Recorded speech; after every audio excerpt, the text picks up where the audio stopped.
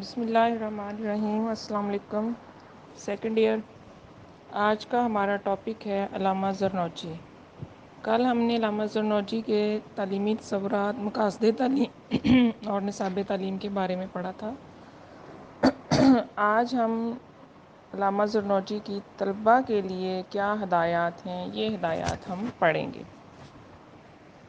علامہ زرنوجی نے طلباء کے لیے جو ہدایت نامہ پیش کیا ہے، انہوں نے اپنی کتاب تعلیم المتعلم میں خصوصی طور پر طلباء کے لیے جو ہدایات لکھی، ان میں سے کچھ ہدایات جو ہیں وہ یہاں آپ کے سلیبس میں شامل کی ہوئی ہیں۔ ویسے تو ان کی تفصیل بہت لمبی ہے، تو اس میں پہلا نمبر انہوں نے استاد کے انتخاب کو دیا ہے۔ علامہ زرنوجی استاد کے انتخاب کے لیے طالب علم کو تاکید کرتے ہیں کہ اس سلسلے میں بڑی احتیاط سے کام لے، والدین، بزرگوں اور دوسرے اہل علم لوگوں سے پوری سنجیدگی کے ساتھ طالب علم مشورہ کرے اور اس سے بعد استاد کا انتخاب کرے، کیونکہ جو استاد ایک دفعہ منتخب کر لیا جائے پھر اس کو کورس مکمل ہونے تک تبدیل نہ کیا جائے، کیونکہ بار بار بچہ جب استاد کو تبدیل کرتا ہے تو پھر نئے استاد کے ساتھ اس کو اٹیچمنٹ بنانے میں وقت لگ جاتا ہے اور اس طرح سے اس کے وقت کا ضیاع ہوتا ہے۔ تو وہ کہتے ہیں کہ پہلے سے ہی اپنے سینئر طلباء کے ساتھ، اپنے دوسرے استادوں کے ساتھ یا اپنے والدین کے ساتھ مشورے کے بعد استاد کا انتخاب کیا جائے، اور جب تک مضمون کی تکمیل نہ ہو جائے استاد کو نہ بدلے۔ اس سے طالب علم کا وقت ضائع ہونے سے بچ جاتا ہے اور استاد کی شہرت بھی برقرار رہتی ہے۔ استاد ایسا منتخب کیا جائے جو تجربہ کار بھی ہو، پرہیزگار اور صاحب علم ہو۔ دوسرا ہے، انہوں نے طالب علم کے لیے صبر و تحمل کا درس دیا۔ تعلیم کا سلسلہ آہستہ آہستہ صبر و تحمل کے ساتھ پایہ تکمیل تک پہنچتا ہے۔ تعلیم جو ہے یہ ایک دم سے حاصل نہیں کی جا سکتی۔ امام غزالی سے لے کر علامہ زرنوجی تک آپ دیکھ لیں کہ چاروں ہمارے جو مسلم مفکرین ہیں، انہوں نے تعلیم طریقہ تدریس کے سلسلہ میں جو ہے وہ تعلیم بذریعہ تدریج کا طریقہ کار بتایا ہے۔ تدریج سے مراد کیا ہے؟ یہ آہستہ آہستہ آگے کی جانب بڑھنا ہوتا ہے۔ تو منزل کی طرف ہم لگن کے ساتھ چلیں گے، لیکن آہستہ آہستہ قدم بڑھاتے ہوئے ایک ایک سٹیپ جو ہے اس کو عبور کرتے ہوئے منزل تک پہنچ جائیں گے۔ تو لہٰذا وہ کہتے ہیں کہ صبر و تحمل کے ساتھ تعلیم کے سلسلے کو جاری رکھا جائے۔ اس کے لیے علامہ نے ایک بڑی اچھی مثال دی ہے کہ لکڑی کی چھڑی کو صرف ہلکی آنچ پر سیدھا کیا جا سکتا ہے، اگر اس کو آپ ایک دم سے جو ہے وہ سیدھا کرنے کی کوشش کریں گے تو پھر اس کو توڑ دیں گے۔ لہٰذا نرم لکڑی جو ہوتی ہے اس کو آہستہ آہستہ آگ پر سینکا جائے تو پھر ہم اس میں لچک لے آتے ہیں اور اس کو سیدھا کر سکتے ہیں۔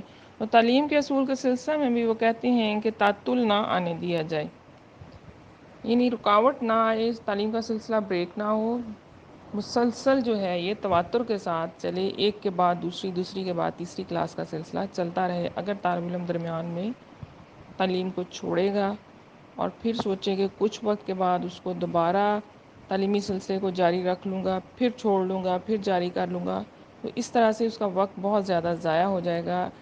تو تعلیم جو ہے اس کے سلسلے کو درمیان میں نہیں چھوڑا جائے گا۔ تیسرا نمبر ہے شریک درس ساتھی کا انتخاب۔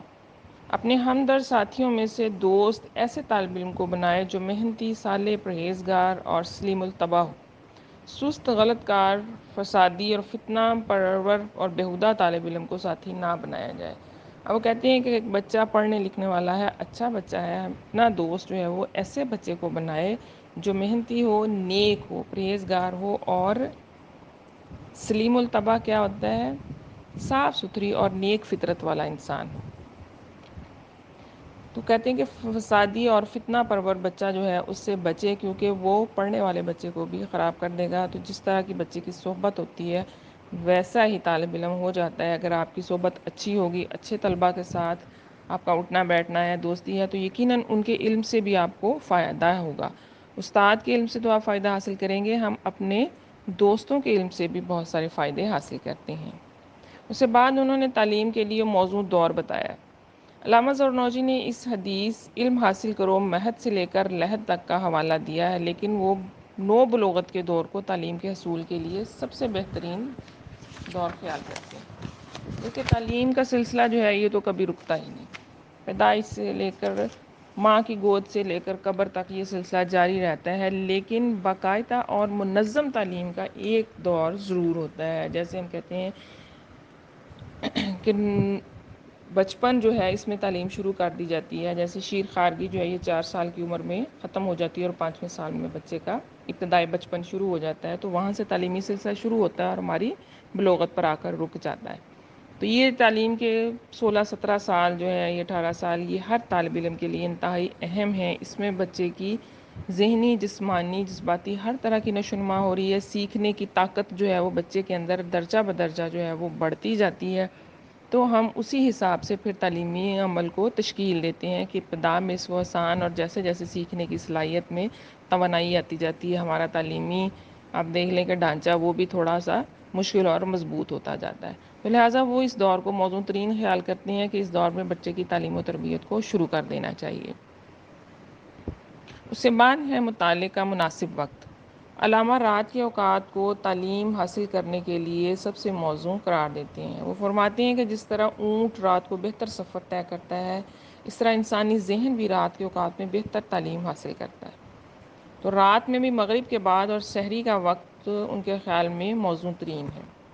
اب رات کے وقت میں تعلیم حاصل کرنے سے مراد یہ نہیں ہے کہ ہم تعلیمی ادارے ہی رات کے ٹائم میں کھولیں گے. جو طالب علم نے تعلیمی اداروں میں پڑھ لیا، سیکھ لیا، اب ظاہر ہے اس کو گھر جا کر اس نے پڑھنا ہے، یاد کرنا ہے، اپنے ذہن میں جگہ دینی ہے. تو وہ کہتے ہیں کہ اس کے لیے پھر طالب علم کے لیے مطالعے کا سب سے مناسب وقت جو ہے وہ رات کا. جیسے وہ کہتے ہیں کہ ریگستانوں میں اونٹ رات کے وقت میں بہترین سفر کرتے ہیں. ریگستان ظاہر دن کے وقت تپتے ہوئے صحرا ہوتی ہیں، تو رات کو ریت جو ہے وہ ٹھنڈی ہو جاتی ہے، تو اونٹ کے لیے سفر کرنا آسان ہو جاتا ہے. اسی طرح سے انسانی ذہن جو ہے وہ بھی رات کے وقت میں پرسکون ہو جاتا ہے. اب رات کے وقت میں انہوں نے یہ نہیں کہا کہ پوری رات ہی جو ہے وہ پڑھا جائے. ذرا رات اللہ تعالیٰ نے آرام کے لیے بنائی ہے. ذہن کو بھی جو ہے وہ سکون چاہیے ہوتا ہے، اور نیند جتنی اچھی اور بہتر ہوتی ہے اس میں انسان جو ہے وہ پرسکون ہو جاتا ہے. تو رات میں مغرب کے بعد کا وقت، یعنی مغرب کے بعد سے لے کر سونے کا وقت، چاہے آپ کا 10 بجے کا ہو، 11 بجے کا ہو، 12 بجے کا، تب تک آپ جو ہے وہ پڑھیں، اور درمیان میں آپ پھر جو ہے وہ سو جائیں. 5-6 گھنٹے کی نیند دیں، اور پھر صبح سحری کے وقت آپ اٹھ جائیں. نماز فجر کے وقت نماز بھی پڑھی جاتی ہے، اور وہ بہترین وقت ہوتا ہے. انسان کی نیند پوری ہوتی ہے، وہ توانا، اور جو ہے وہ پڑھنے کے لیے ذہن جو ہے وہ فریش ہوتا ہے. تو تعلیم جو ہے زیادہ بہتر طریقے سے حاصل کی جا سکتی ہے. لہٰذا وہ ابتدائی رات کا حصہ اور ادھر سے جو ہے وہ دن کے سحر کے وقت کا حصہ جو ہے وہ تعلیم کے لیے زیادہ بہتری سے منتخب کرتے ہیں، کیونکہ اس وقت میں کوئی شور ہنگامہ بھی جو ہے وہ نہیں ہوتا. باقی افراد سو رہے ہوتے ہیں. ایک پڑھنے والا طالب علم جو ہے وہ بہتری کے ساتھ پرسکون ہو کر پڑھ سکتا ہے. اس کے بعد علامہ نے مطالعے کا طریقہ بتایا. علامہ زرنوجی حفظ کی بجائے فہم پر زیادہ زور دیتے ہیں. ان کے خیال میں سمجھ کر 2 حروف سیکھ لینا 2 بڑی کتابوں کے رٹنے سے بہتر ہے. 2 بڑی کتابوں کو رٹنے سے بہتر 2 حروف کیوں؟ کیونکہ وہ جو حروف جو ہم نے سمجھ لیے، ان کو ہم نے اپنے ذہن میں جگہ دے دی، اور جو چیز ہمارے ذہن میں ٹک جاتی ہے وہ لازمی ہمارے کردار کا حصہ بنتی ہے. تو جو اچھی بات ہم سیکھ لیتے ہیں، وہ نہ صرف ہم اپنی ذات کو اس سے فائدہ دے رہے ہوتے ہیں، بلکہ دوسرے کو بھی اس سے ہم فائدہ دیتے ہیں. لیکن اگر ہم 2 کتابیں رٹ لیں جن کو ہم نے صرف آنکھوں سے جو ہے وہ دیکھا اور اس کو رٹ لیا زبان سے، اور اس سے بعد ہم نے ذہن میں اس کو کوئی تشکیل نہیں کی، کچھ ہم نے اس سے سیکھا نہیں، نہ اس سے ہماری ذات کو فائدہ ہوا، نہ دوسروں کو اس سے جو ہے وہ فائدہ حاصل ہوا، تو وہ کہتے ہیں کہ ایسا علم جو ہے وہ بیکار ہے. تو ہم سوچ سمجھ کر حفظ کی ضرورت سے بھی انکار نہیں. ہاں، سوچ سمجھ کر ذہن میں جگہ دینا اور بار بار اس کی تکرار اور اپنے حافظے میں اس کو پکا کر لینا جو ہے یہ ضروری ہے. تو اس کے لیے تکرار کے طریقے کو وہ مفید خیال کرتے ہیں اور اس کی اجازت بھی دیتے ہیں. ان کے خیال میں طالب علم کل کے سبق کو 5 مرتبہ دہرائے، اس سے 1 روز قبل کے سبق کو 4 بار دہرائے، اور اس سے مزید 1 روز کے قبل سبق کو جو ہے وہ 1 بار دہرائے، تو وہ طالب علم جو ہے وہ کامیاب ہو. یعنی جو کل پڑھا اس کو 5 مرتبہ، جو اس سے پیچھے پڑھا تھا اس کو 4 مرتبہ، جو اس سے پیچھے پڑھا تھا اس کو بھی. یعنی پچھلے 3-4 دنوں کے سبق کی جو ہے وہ ساتھ ساتھ تکرار اور ریویژن ہوتی رہے. تو کیا ہے کہ ہمارا آنے والے دن کا سبق بھی جو ہے وہ پکا ہو جائے گا، اور ہمارا پچھلا سبق بھی پختہ رہے گا. پھر علامہ نے جو ہے وہ مطالعے میں اعتدال کی سفارش کی ہے. طالب علم مطالعے میں اعتدال سے کام لے تاکہ وہ کمزور نہ ہو جائے اور قوت کار کھو نہ بیٹھے۔ اب یہ ہے کہ وہ یہ نہیں کہتے کہ رات دن جو ہے وہ طالب علم پڑھائی میں ہی مشغول رہے، کیونکہ ذہن ہے اور وہ تھک جاتا ہے، تو انسان کا ذہن، اس کا جسم، دونوں پر جو ہے وہ انسان کا حق ہے۔ تو کہتے ہیں کہ وہ اپنی قوت کار کو کھو نہ بیٹھے اور وہ کمزور نہ ہو جائے، لہٰذا کوئی ایک وقت اور ایک دورانیہ جو ہے وہ بنا لیا جائے، یعنی ٹائم ٹیبل طالب علم کے پاس ہونا چاہیے کہ اس نے کتنا وقت جو ہے وہ پڑھنا ہے، کتنا اس نے سونا ہے، کتنے وقت میں اس نے جو ہے وہ اپنا فرصت کا گزارنا ہے، جس میں اس نے کوئی کھیل یا دوسروں کے ساتھ بات چیت، کوئی اور اسٹڈی یا کوئی اور بھی کام، جس سے اس کو ذہنی اور جسمانی طور پر تازگی ملے اور وہ فریشنس فیل کر سکے۔ تو اس سلسلہ میں انہوں نے رسول پاک صلی اللہ علیہ وسلم کی حدیث کا حوالہ دیا، جس میں کہا گیا ہے کہ تمہارا ذہن تمہاری سواری کا جانور ہے، اسے اعتدال کے ساتھ استعمال کرو، یعنی ہم اپنے ذہن پر سوار ہو کر ہی سفر کرتے ہیں، ہر کام اپنے ذہن دیکھیں، جسم نے تو طاقت لگا دینی ہے، اس نے تو کر دینا، لیکن سوچ کہاں سے آئے گی؟ وہ آپ کے دماغ سے آئے گی۔ آرڈر کہاں سے آئے گا؟ وہیں سے آئے گا۔ جو آئے گا وہ آپ کے ہاتھ، آپ کی ٹانگیں، آپ کا جسم جو ہے وہ آپ کا کام کر دے گا، لیکن توانائی پیچھے سے کون لگا رہا ہے؟ وہ آپ کا ذہن بھی لگا رہا ہے، اور جسم کی نسبت ذہن جو ہے یہ جلدی تھک جاتا ہے، لہٰذا اس کو سکون کی ضرورت ہوتی ہے۔ جسم اگر 6 گھنٹے کام کر سکتا ہے تو دماغ اس سے آدھا جو ہے وہ کام کرتا ہے، لہٰذا ہمیں اپنے ذہن کو بھی پرسکون رکھنا ہے، اور جتنا ہم جسمانی طور پر ریلیکس ہوتے ہیں، ساتھ ہی ہم ذہنی طور پر بھی پرسکون ہو جاتے ہیں۔ لہٰذا مطالعہ کیا جائے، اعتدال کے ساتھ کیا جائے، طریقہ کار وضع کر لیا جائے، ٹائم ٹیبل بنایا جائے پڑھنے کے لیے، اس کے اکارڈنگ جب طالب علم کام کرے گا تو پھر یقیناً تھکے گا نہیں، اور اپنے لیے کوئی نہ کوئی طریقہ کار بنا ہی دے گا۔ ٹھیک ہے، آپ کا یہ ٹاپک علامہ زرنوجی ختم ہو گیا۔ ہمارے یہ مسلم مفکرین 4 تھے، یہ چاروں کے چاروں ہم نے پڑھ لیے۔